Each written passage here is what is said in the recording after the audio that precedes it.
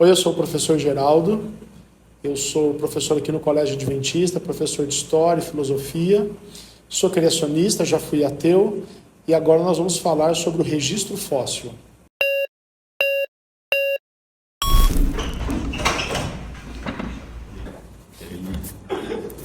Então, minha pergunta é sobre os fósseis. Segundo o criacionismo, os seres humanos foram criados na mesma hora, de forma simultânea e imutável, como que o criacionismo explica o registro fóssil de outras espécies que antecedem os Homo sapiens, que são espécies de transição e de transição, sim, antes dos Homo sapiens? Muito bem, a sua pergunta, ela tem um erro na pergunta, que é trazer a criação de Deus como algo imutável.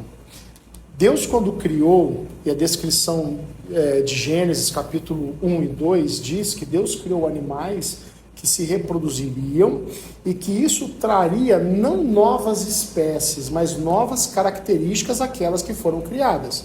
Então Deus criou categorias bases de seres vivos, animais, vegetais, e criou a espécie humana à sua imagem e semelhança.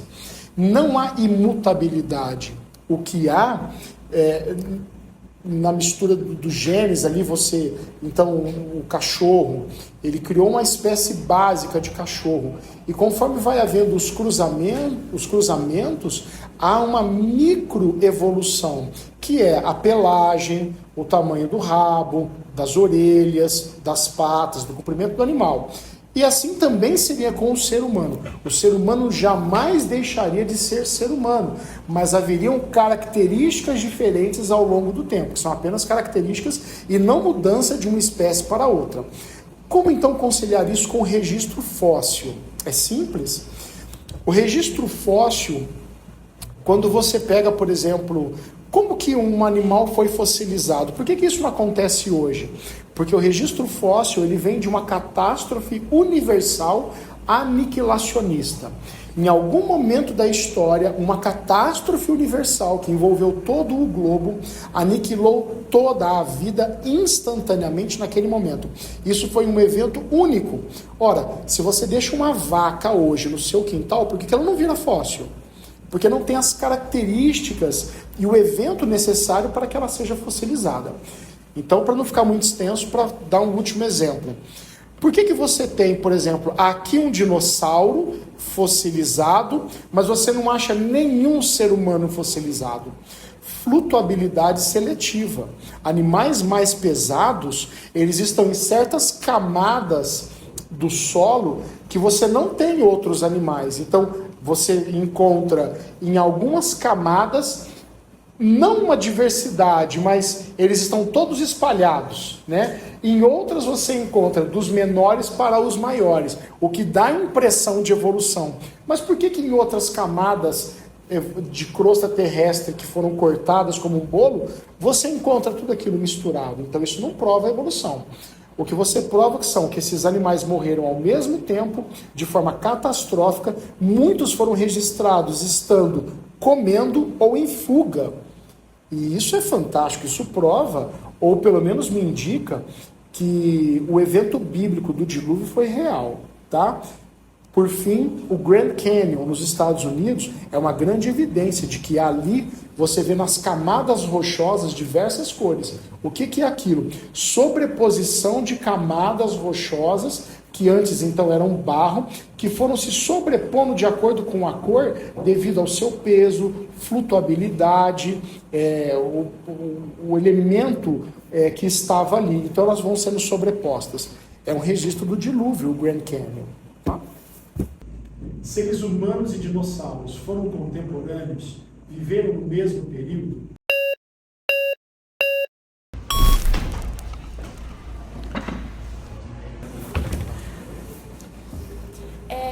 A ciência mostra que os dinossauros viveram muito antes, milhões de anos antes dos seres humanos, e também foram extintos muito antes da nossa existência. Como que o criacionismo concilia isso?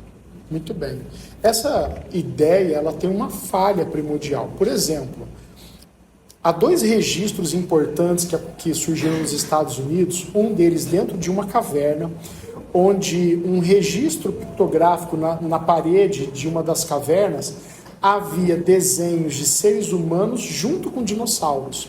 Os chamados homens pré-históricos desta caverna desenharam então seres humanos caçando um dinossauro. Mas a ciência moderna não admite isso como a verdade. Diz que esse desenho pode ter sido adulterado ao longo do tempo. Um registro fóssil de pegadas de dinossauros ao lado de pegadas humanas. Mas a ciência não admite isso como verdadeiro, e sim como um registro falso ou forjado. Isso me ajuda a levantar a hipótese de que às vezes a ciência só enxerga aquilo que ela quer. Mas você perguntou, na sua essência, se dinossauros e seres humanos foram contemporâneos, viveram no mesmo período. A Bíblia afirma que Deus criou os animais e os seres humanos na mesma semana da criação. Então foi Deus quem criou os dinossauros? Sim, Deus criou os dinossauros. De acordo com a Bíblia, eles foram contemporâneos do primeiro casal no Éden, Adão e Eva, e dos seus filhos, sim, foram contemporâneos.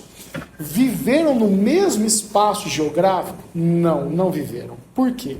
Se você pega, por exemplo, hoje no continente africano, numa savana africana, onde você tem leões, né? Ali uma família de leões morando, eles vão morar perto dos seres humanos? Eles até queriam, né? Porque é fonte de alimento. Mas os seres humanos vão morar num outro espaço geográfico, num outro habitat. Por quê? Esses dois não podem conviver juntos. Assim, seres humanos e dinossauros pré-diluvianos não viveram no mesmo habitat. Porque isso iria fazer com que os seres humanos fossem extintos diante de animais tão poderosos, tão grandes. Então viviam em regiões diferentes. Agora, quando você diz assim, dinossauros com registro fóssil de milhões de anos, né? Aí nós temos um problema na datação. A datação do carbono 14 ela não é precisa. O carbono 14 tem uma média de meia-vida de 5.730 anos. Como é que ele vai identificar, então, seres de registro fóssil de milhões de anos atrás? A meia-vida do carbono 14 ela já acabou. Com 50 mil anos, né, teoricamente, né, porque nós criacionistas entendemos que o registro cronológico da Bíblia nos dá de quando a vida passou a existir a hoje, em torno de 6 mil anos. Isso é muito próximo do período do início, 6 mil anos. Então, o carbono 14 ele tem meia-vida de 5.730 anos. Passou disso, ele começa a ser impreciso. Veja que alguns artigos falam de diversos métodos de datação. Cada um dá uma data diferente. Então, basear-se apenas nesses métodos é trazer uma perspectiva errada e equivocada sobre a datação. Então, se você me perguntar, mas por que os cientistas defendem tanto isso? É porque a ciência não aceita a fé. Mas para um criacionista, fé e ciência andam juntos, não podem ser incompatíveis. E a Bíblia sempre será a norteadora de uma pesquisa científica, para quem é criacionista. Então, esses animais não têm a idade que aparentam ter no registro fóssil. E eles não viveram no mesmo espaço, no mesmo habitat geográfico que seres humanos. Por isso eu digo para você, o registro fóssil, na sua datação, é equivocada. E ambos foram contemporâneos, mas não viveram no mesmo espaço geográfico. Será que existe vida fora da Terra?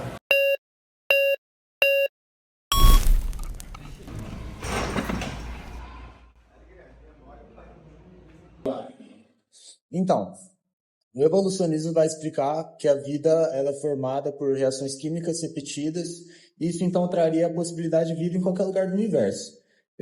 Pelo que saiba, o criacionismo não vê dessa forma, vê que foi uma criação divina, aqui na Terra, provavelmente. Mas então, como seria explicada a vida fora da Terra? Por exemplo, em Marte, esses tempos, tem encontrado-se vida, e como o criacionismo explicaria isso? Sua pergunta é muito boa. Dentro da visão bíblica criacionista, a vida só pode existir a partir da vida. A não-vida não pode gerar vida.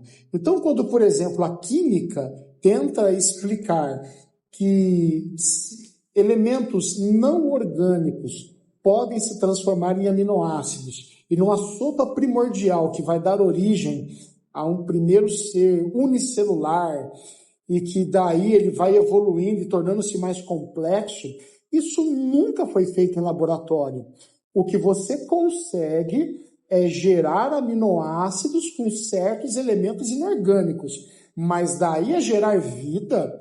Pense, por exemplo, na complexidade de você trazer à tona uma célula com núcleo, com citoplasma, com todas as suas organelas. Isso nunca foi feito. Criar aminoácidos é uma coisa, né? Então você criar o tijolinho que é a base primordial de um edifício, você cria o tijolinho, agora cria o edifício. Então a ciência nunca provou isso. Portanto, nós continuamos acreditando que a vida só pode surgir da vida e que Deus é o originário da vida. Pô, a resposta foi boa pra caramba, velho. Existe semelhança genética entre seres humanos e macacos?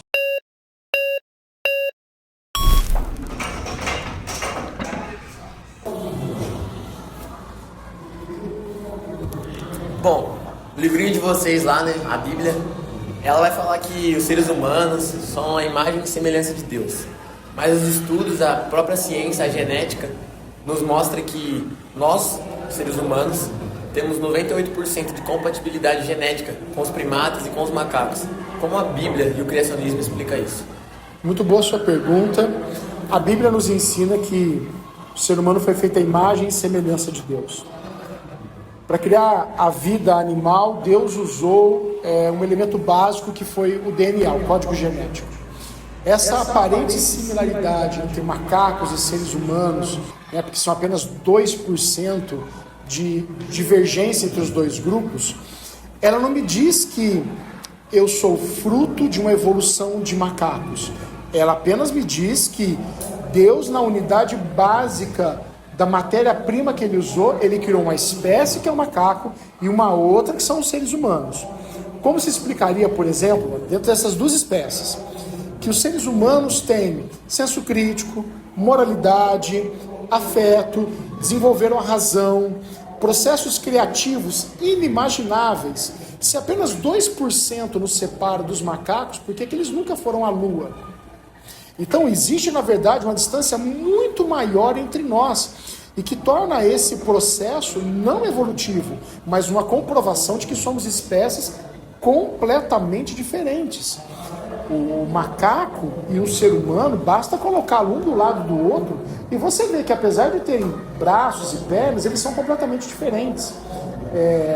Ainda que os macacos eles tenham uma espécie de comunicação entre eles e exista entre eles algum tipo de habilidade, nada supera o que o ser humano dentro da espécie animal fez até hoje. Então, quando a Bíblia diz que nós somos a imagem e semelhança de Deus, é porque além da aparência, nós temos valores divinos em nós, enraizado em nós, e que nenhum outro animal tem, nem mesmo o macaco. Por isso, não somos um processo evolutivo dos macacos, somos espécies diferentes. Artigos recentes, inclusive, sugerem que a distância genética entre nós é muito maior do que os 98% que você citou. Mas se a gente for pensar dessa forma, então como podemos explicar que os pré-diluvianos eram seres tão perfeitos assim, como você mesmo falou? Os antediluvianos ou pré-diluvianos, eles foram criados perfeitos, aí eu cito Adão e Eva. São os mais próximos da criação de Deus perfeita, Adão e Eva. O pecado entra ainda na existência deles. O relato bíblico diz que ambos pecaram. A partir do primeiro ser humano que nasceu, a partir dos dois, ele já nasce com a natureza pecaminosa. Esses antediluvianos ou pré-diluvianos, eles são perfeitos no sentido de terem muito mais condições físicas do que nós, um intelecto muito maior, mas já contaminados pelo pecado. Mas seguindo esse raciocínio assim, como a gente pode explicar as pinturas rupestres, por exemplo, com hábitos tão primitivos? Dentro da cosmovisão bíblica, as pinturas rupestres, elas não são dos homens das cavernas, como os livros de história geralmente trazem. As pinturas rupestres foram feitas por pós-diluvianos, ou seja, quem sobreviveu ao dilúvio foi quem estava na arca, Noé e mais 8 pessoas. Depois que saíram da arca, o mundo foi repovoado, não havia nada no mundo mais. Muitos, então, que foram descendentes dos filhos de Noé, foram morar em cavernas. Essas pinturas rupestres é muito provável, pela técnica utilizada nelas, que foram feitas por crianças pós-diluvianas, porque são desenhos extremamente infantis. Você não vê grande complexidade nesses desenhos, exceto uma caverna que fica na Espanha. Essa caverna parece, de fato, uma exposição de obra de artes. Mas essa é única no mundo. Inclusive, ela é fechada para visitação. E ela foi reproduzida, uma outra caverna do lado, por seres humanos contemporâneos, para que se evitasse entrar naquela, somente cientistas podem entrar, e foi reproduzida uma outra artificialmente para que tivesse aberta a visitação. Mas esse é o único caso no mundo. Todas as outras pinturas rupestres são extremamente infantilizadas. São desenhos infantis, que provavelmente são de crianças pós-diluvianas, de descendentes da família de Noé, que foram viver em cavernas. Não são de homens das cavernas, são de pós-diluvianos.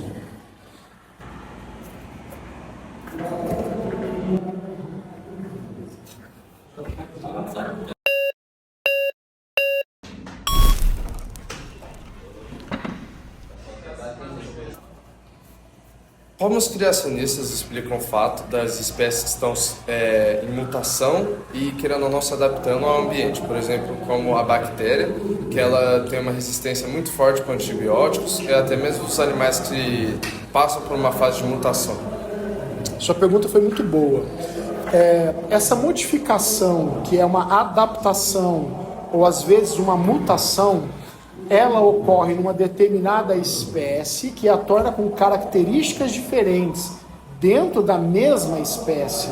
Não modifica uma espécie em outra espécie. Então, nenhuma adaptação na vida na Terra, seja ela de vegetais ou animal, fez com que essa adaptação gerasse uma nova espécie. O que você tem são modificações dentro da mesma espécie. Então, veja, por exemplo, um ser humano, um homem, vivendo no continente africano. Ele produz mais melanina, por isso ele é negro. Agora você pega uma pessoa do leste europeu, com os olhos claros, o cabelo loiro, a pele clara. Esta é uma adaptação da mesma espécie. Não são espécies diferentes. Quando Charles Darwin foi em Galápagos, ele observou aves que só existiam ali, mas eram semelhantes da mesma espécie de outras aves de outra ilha. O que ele evidenciou foi uma adaptação de uma determinada espécie de acordo com o ambiente. Isso explica, por exemplo, porque certas bactérias vão se tornando resistentes a antibióticos, por exemplo. Aquela bactéria não mudou de espécie. Ela apenas sofreu uma modificação. Foi o que aconteceu recentemente com a Covid. Vários subtipos de um mesmo tipo, que era aquele vírus da Covid. Mas sempre foi Covid. Mas com variáveis agora que lhes trazem características diferentes. É o mesmo vírus. Assim é com a espécie humana ou qualquer outro animal. Não existe, portanto, seres transicionais. O que você tem são seres que sofreram modificações e alguns, inclusive, mutações. Obrigado. Não é possível provar a existência de Deus através da ciência. Assim como também não é possível dizer que Deus não existe através da ciência. A ciência não vai versar sobre essas coisas, a existência ou não de Deus. Mas olhe, por exemplo, tudo ao seu redor. Observe a complexidade e a diversidade da natureza criada. Seria mesmo possível dizer que tudo isso é uma obra do acaso? Ou será que você consegue ver um designer inteligente em toda a obra da criação? ainda que hoje nós estejamos maculados pelo pecado e haja entre os seres humanos violência, nós morremos, desigualdade social, e mesmo na natureza há catástrofes, ainda assim é possível observar as digitais de um Deus criador que é um Deus de amor. Por isso eu convido você a refletir na cosmovisão bíblica, não só do criacionismo, de que Deus é o Criador, mas de que Deus é um Deus pessoal, se interessa e se importa com você. Pense nisso.